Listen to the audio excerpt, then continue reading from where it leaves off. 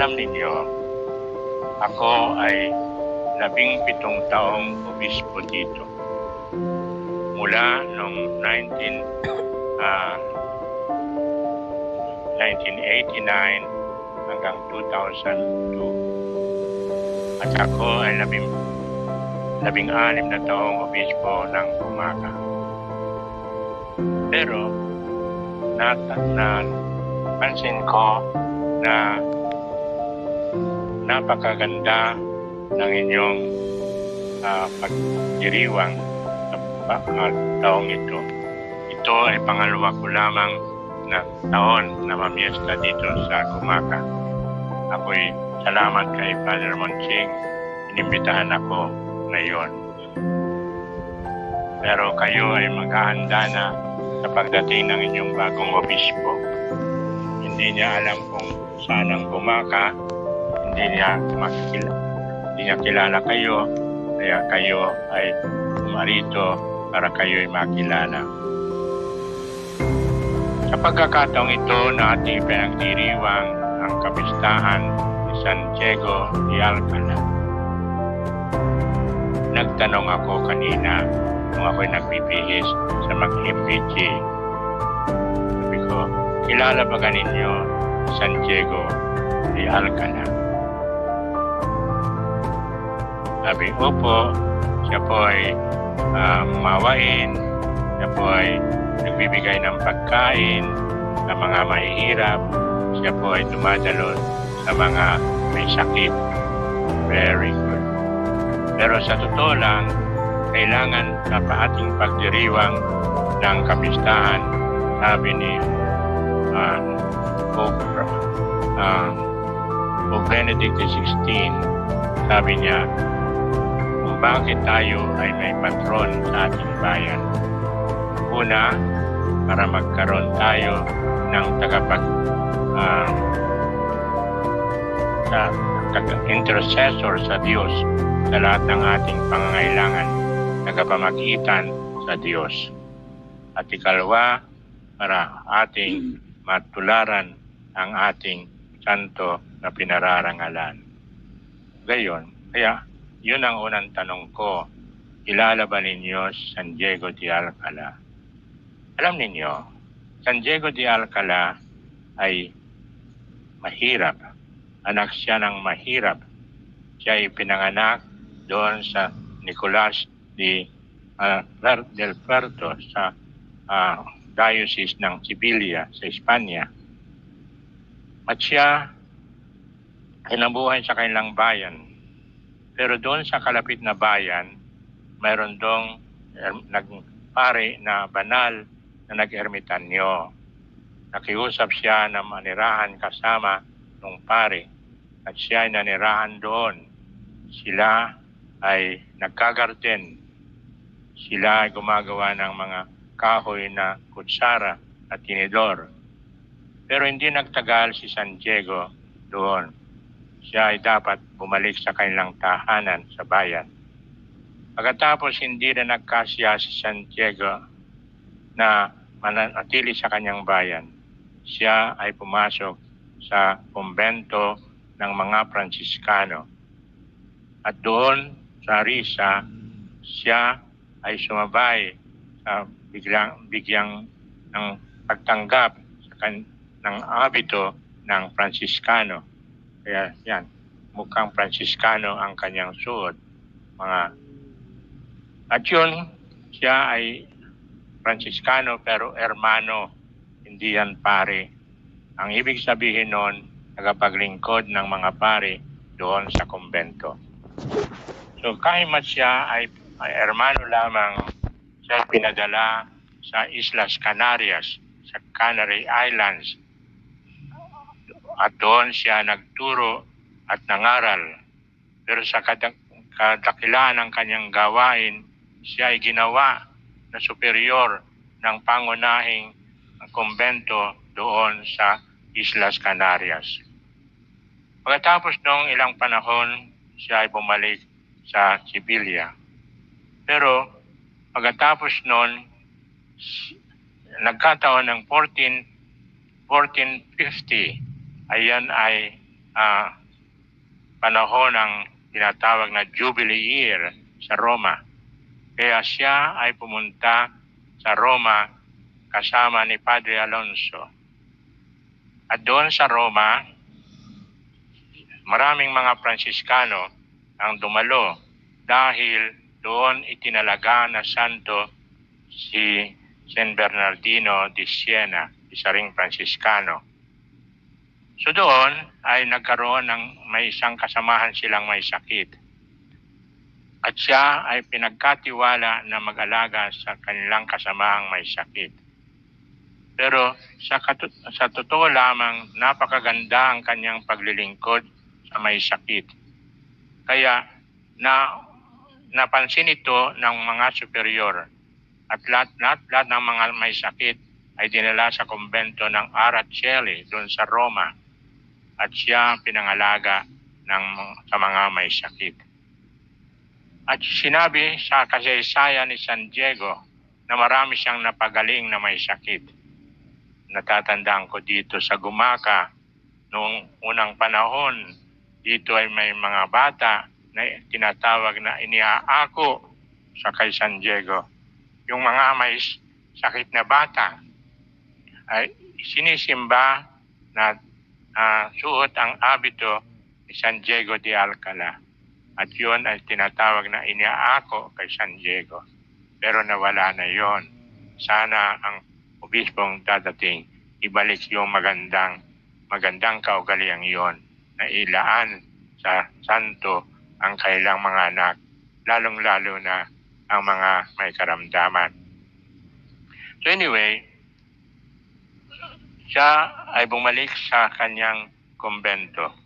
Pero siya ang 13 taon pa ang mula ng 1440, 13 taon pa siya nanirahan pero hindi na sa Sevilla kundi sa Castilla at doon sa Alcala. Ang Alcala ay isang bayan ng Castilla.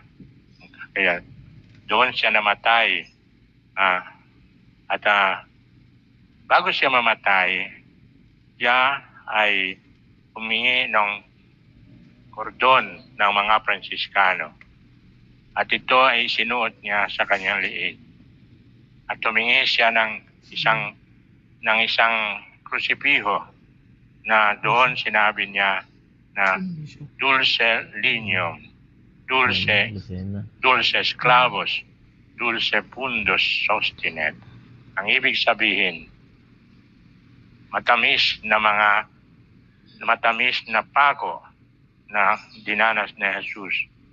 Matamis na pasanin ni Jesus.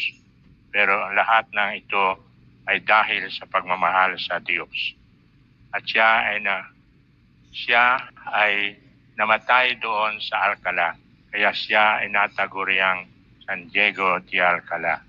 Pero in 1488, sa kadahilanan na si King Philip II, tandaan ninyo, Philip II, yung pangalang Pilipinas, doon ang galing kay Felipe, pangalawa, Philip II.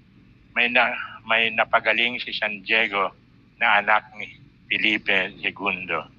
Kaya alang-alang sa pagaling ng kanyang anak, hiniling niya na ideklarang santo si San Diego de Alcala pagkat marami ang napagaling sa pananalangin kay San Diego de Alcala. Kaya wag ninyong pagmamakahiya ang Santo Patron. Ito ay tagagawa ng maraming kababalaghan, ng maraming milagro. Kaya yun. So ang pangalawa, sabi ko sa inyo, mayroon tayong patron na dapat makilala at tagapamagitan. At ang ikalawa, tularan natin ang ating Santo Patron sa kanyang ginawa. Una, ang pagmamahal niya sa paglilingkod sa mga may sakit. Dito sa Gumaka ay may mga madre na naglilingkod sa mga may sakit. Ilan sa inyo ang nakabisita sa kanilang sa may sakit? Taas ang kamay. May isa doon. Isa lang. Isang may bisita. Mahalaga sa mga may sakit ang sila ay dalawin. At mahalaga sa kanila ang bigyan sila ng kaligayahan. So yun ang matututuhan natin na kabanalan ni San Diego de Alcala, ang pag-aalaga sa mga may sakit. At ang ikalwa na ay ang pagtulong. Sa ikalawang pagbasa kanina, binanggit ni San Pablo sa mga taga-Pilipos ang kanyang pasasalamat sa mga tumulong sa kanya, sa kanyang misyon. Kaya kayo ay huwag mag-atubili na tumulong sa inyong simbahan. Ito ay simbahan natin. Natatandaan ko nung ako ay ordinan ako dito mismo sa puok na ito nung pagka-obispo. At noon ay nasa 64 na obispo ang dumating noong aking ordinasyon. At kasabay noon ay tinahadang diocese ang gumaka. Kaya 40 years na akong obispo. Pagkat 17, 16 plus 7. 7 years na akong retired. Kaya 40 years na ako. Magpo-40 years na rin ang diocese. Magpo-40 years na rin ako na tawag dito na obispo. 40 years na obispo. Imbitado kayo, pero itong mga ito hindi tumalo sa imbitasyon. Yan si Vice Mayor at saka yung mga konsyal. Huwag kayong pupunta doon. Hindi ko kayo imbitado. So anyway, joke only. But anyway, sa pagdiriwang ng ating kapistahan, ang dapat maging punong palaisipan natin ay pagtulong sa simbahan. Sabi nga sa kasabihan, walang pinakamahirap na walang maibibigay. Yun ang dapat nating sabi. Alam natin, marami sa atin ay mahihirap. Tayong lahat ay mahirap. Alam natin kung paano magkasakit at kung paano magkasakit ng walang pera. Alam natin na sa panahon ng kagipitan, hindi natin malaman kung sino ang lalapitan. Pero tandang mabuti nang tayo humingi ng tulong kay San Diego de Alcala. At gayon nga, sabi nga, walang pinakamahirap na walang maibibigay. Dahil laging sinasabi, kaya sa pagkolekta dito sa simbahan, kolekta na naman yan. Mahirap kami. No way. Pag kayo ay mahirap, lalo kayong maghihirap pag kayo ay madamot. Sabi ko, ito yung nasabi ko na dito sa Gumaka nung una kong Alam ninyo ito yung nangyari sa akin dito. Ako ay noon ay wala kaming tirahan ng obispo. Ako ay nag-opisina diyan sa kumbento. Minsan, merong isang medyo sira ang ulo. Hindi naman katandaan. Pumasok sa aking opisina doon sa kumbento. Sabi sa akin, "Huy!" Tawag sa akin, "Huy! Huy!" Sabi ko sa akin, "Pasko ko." Sabi ko, "Hindi na Pasko Bakit ikay hihingi pa sa akin?" Sabi sa akin, "Sabi mo, araw-araw Pasko." So anyway, yun ay nung umaga. Nung hapon, may isang kaibigan akong dumating. May dalang sobre. Sabi sa akin, "Bishop, papasko ko." Sabi ko, "Hindi na Pasko Sabi sa akin, "Bishop, araw-araw ay Pasko." Kaya sabi ko sa inyo, huwag kayong maging madamot. Pagkat pag kayo'y madamot, ang inyong kamay ay nakalukom. Pero kaya hindi makapasok ang grasya, hindi makapasok ang biyaya ng Diyos. Pero pag inyong binuksan ang inyong palad para magbigay sa kapwa, papasok ang grasya. Gagantihin kayo ng Diyos. So, ulit-ulitin ko, tutulong kayo sa misyon ng simbahan. Ako'y hiling-hili sa mga ibang relihiyon. Halimbawa sa Iglesia ni Cristo, meron silang ikapo. Pero kahit kaunting-kaunti, meron 10% sila. Pero sino ang nag-iika po sa inyo? Wala ni isa. At laging sinasabi, kami po ay mahirap. Walang napakahirap na walang maibibigay. Handang maputi.